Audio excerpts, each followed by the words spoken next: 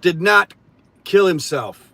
I repeat, as we take our morning commute, Stephen Colbert did not kill himself. Let's take a ride, and I'll tell you all about it. This is the morning commute with Avi Penhallow on the Proximity Portal. And this is where you ride with me and I rant about whatever today's news is. And of course, there's always something in the Flood the Zone reality show that we all live in. And that is what it is. It's a reality show. But here's the thing. People always talk about, well, that's just politics or that's just religion. And don't talk about that at parties or whatever. Here's the problem with that. There are real material consequences for our ideas, especially when those ideas are paired with power. Stephen Colbert did not kill himself. Stephen Colbert was murdered by the Trump authoritarian cancel culture. If you haven't heard by now, America's top late night host, comedian Stephen Colbert, one of my favorites, was told recently, and the world was told, that CBS is not going to be renewing his contract as of May of 2026. And the world wants to know why. The world wants to know why this black unmarked van just swerved in front of me with a Texas license plate getting onto the freeway. Hey, let's read your license plate online on the air here. No, I won't do that. Anyway, are you shocked? Are you shocked that Stephen Colbert, the fierce critic of Trump and this regime, and to be fair, he's a critic of everyone, but especially of Trump. Are you surprised that Stephen Colbert was fired by CBS? I'm not, but here's the facts behind it. So CBS recently lost a lawsuit, or settled a lawsuit with Donald Trump for the amount of $16 million. And CBS is saying that they can't afford, that the show was losing too much money. And that's why that they fired Stephen Colbert, even though Colbert recently really has ramped up his criticisms of the Trump authoritarian regime. That's not a surprise. But he also criticized CBS, calling this settlement a bribe. That's probably what really got him fired. And behind this, I'm not gonna bury the lead in this. I believe Colbert is going to be just fine. I believe that Colbert will actually do better outside of network TV. Network TV is dead, and it's been dead in the water for quite some time. The only thing pumping life into it right now is the same thing pumping life into social media platforms like Meta, and that is conflict. They sell conflict, and they sell crisis acting, and that's what keeps these networks alive, keeping us at each other's throats over misinformation and bad actors across the board. But network TV has been dead in the water for quite some time, just like radio. I was thinking about this. I recently took a trip all the way from the San Francisco Bay Area down to Los Angeles. And while I was doing that, radio station overtook my Bluetooth for a minute. And I was just thinking to myself, like, who listens to the radio anymore? Very rarely will I listen to the radio. Now, if I do, it's going to be something like NPR or the like. But everyone has their phones. Everyone has Bluetooth. And people are tuning into the media of their choice. YouTube, Spotify, all those platforms. So radio itself, although I'm very nostalgic for radio, I grew up on radio.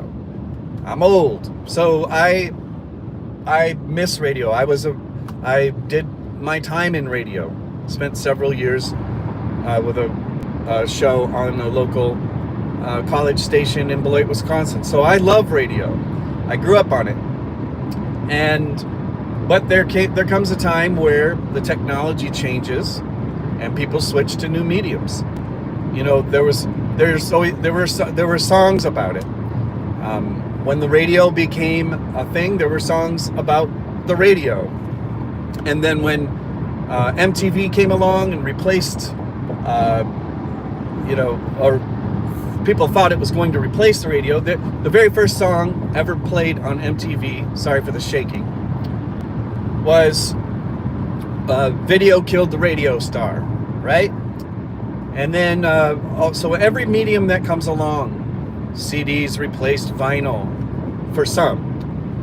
And that's the thing. Each medium, and we call these mediums, each type of media is a medium, meaning there are, I don't know why I'm waxing academic this morning.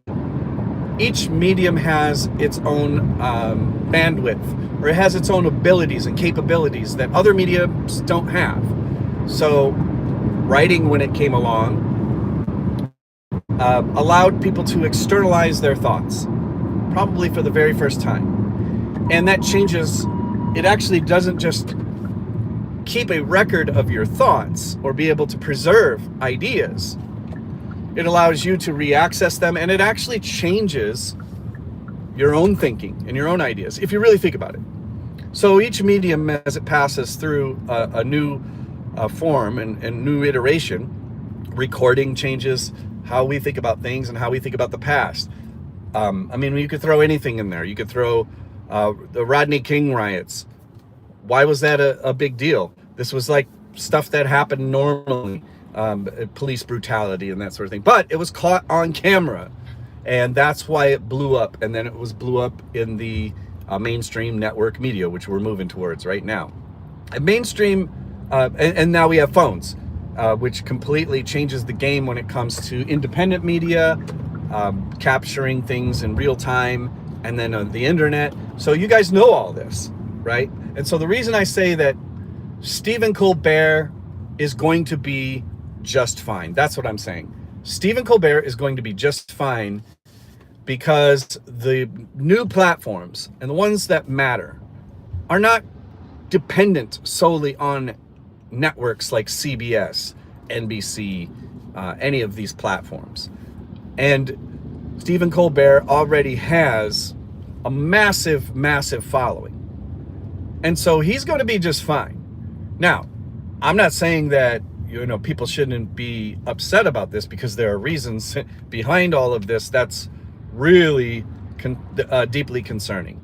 The authoritarian pressure, certainly. Stephen Colbert didn't kill himself or didn't cancel himself, but definitely nobody's going to convince me, and nobody should convince you, that this wasn't a hit job by the current administration. The same administration that cries and complains all day long about cancel culture, and look what they're doing. That's all they do. They're the biggest hypocrites on the planet, this regime. The biggest weaklings on the planet is this regime. The only thing keeping them in power is this illusion that they're tough guys, right? And they're finding out. And they're going to have to crack down a lot more in order to silence people like Colbert and those of us who are legal citizens and are against these fascist methodologies that they're implementing right now. Censorship, cancel culture, whatever you want to call it. But Colbert's going to be fine, because he is going to move on to one of these newer platforms, and those platforms support, they, in some ways, it gives more autonomy for creators. Those of us who choose to work outside of the corporate media, we can say whatever we want. Just imagine Colbert being able to say whatever he wants. I mean, he already criticized his own network on air on his show, which of course is the real reason that he got fired. I believe 100% that part of the deal of the settlement of the $16 million that CBS paid to Trump, which they probably shouldn't have, part of that deal was, Evan Colbert's got to go. Tell me otherwise. Show me otherwise. And so here, Colbert didn't kill himself. Show us the receipts. Show us the record. Show us that what was talked about behind the scenes, and let the people decide whether Colbert killed himself or not. Because I'm very, very certain on this one, and I'd be happy to be proved wrong, as I always am. But of course, they're never going to produce the receipts. They're just going to do their thing and keep going. And, you know, speaking of my allusion to Epstein, we may never find out what's going on. And by now, everybody kind of understands, or they should, that there are people going to be implicated on both sides of the political aisle, probably people in positions of power all over the United States. And so there's a genuine concern that releasing that information would, in their view, destabilize the country. And what they really mean is destabilize their power base. And so, which is all the more reason that people, no matter what your political persuasion, whether you're left, whether you're right, Republican, Democrat, Independent, we all should be demanding that they release the Epstein files. And it's not just because I don't like Trump, which is obvious. It's you know, I would love to see him face the music, but I don't believe, look, people like Trump, criminals like Trump, get away with it because they have money.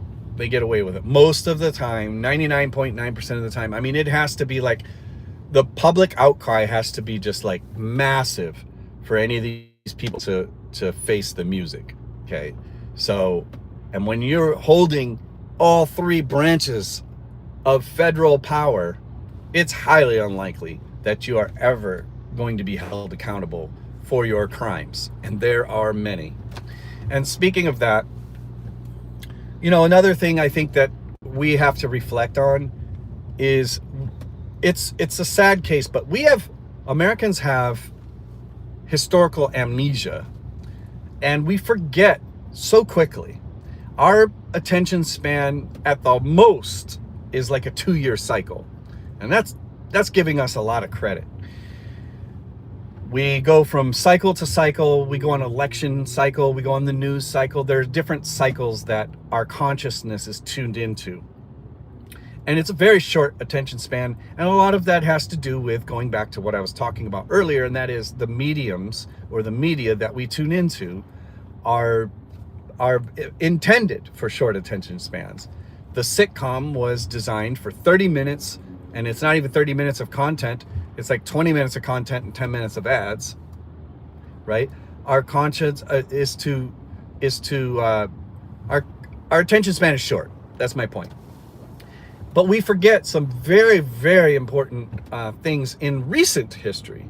We could talk about, you know, I made a comment this morning that said that critical history is the adulting of Americans brought up on the master narrative mythology.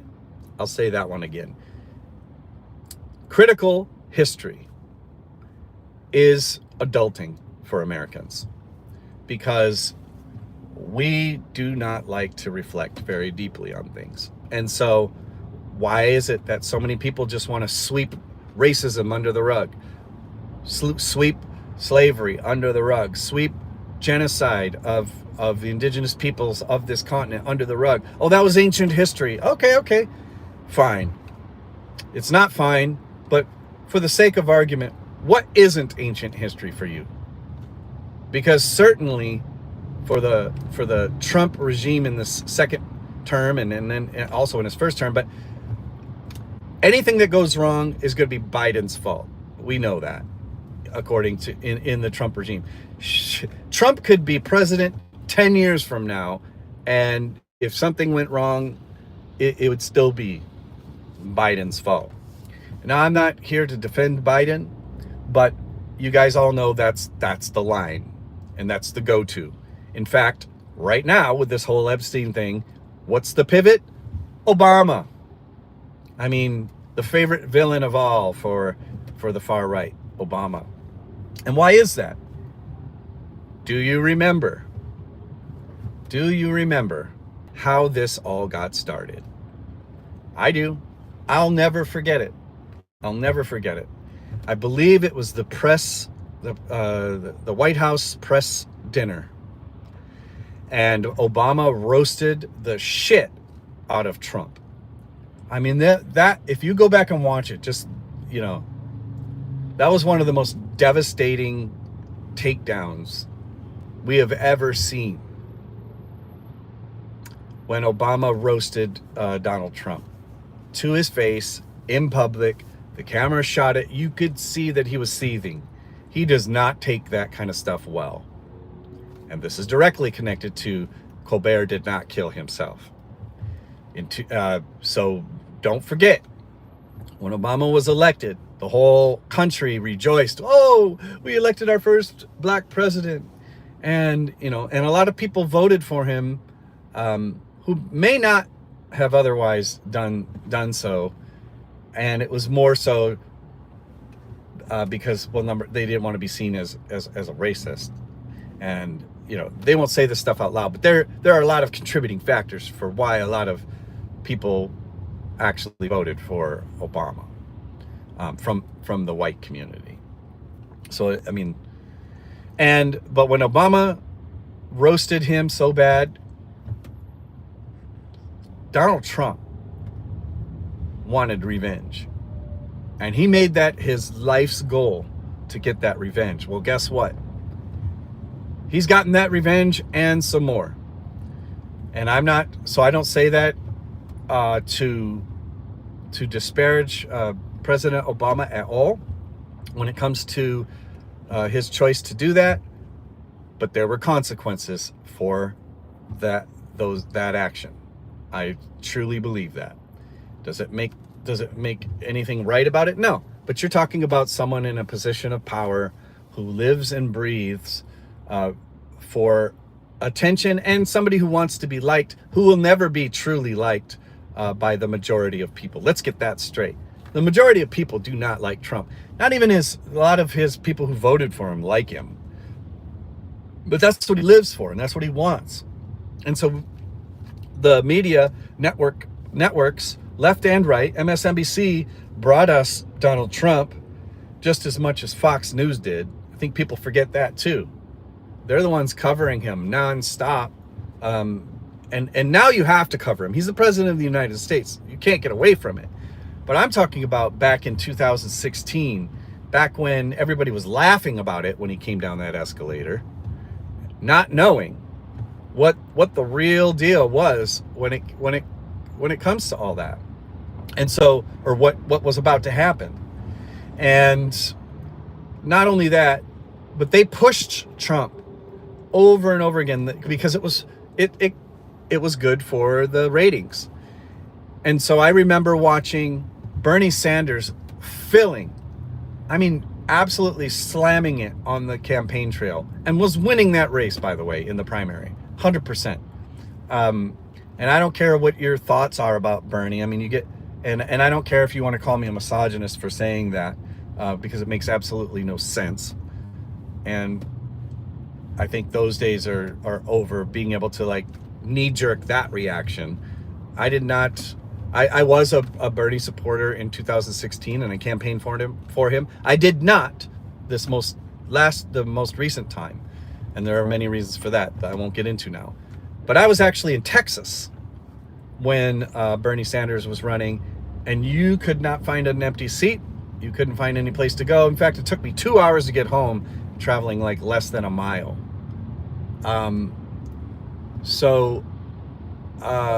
Anyway, I'm getting off track because I just realized how late it is right now.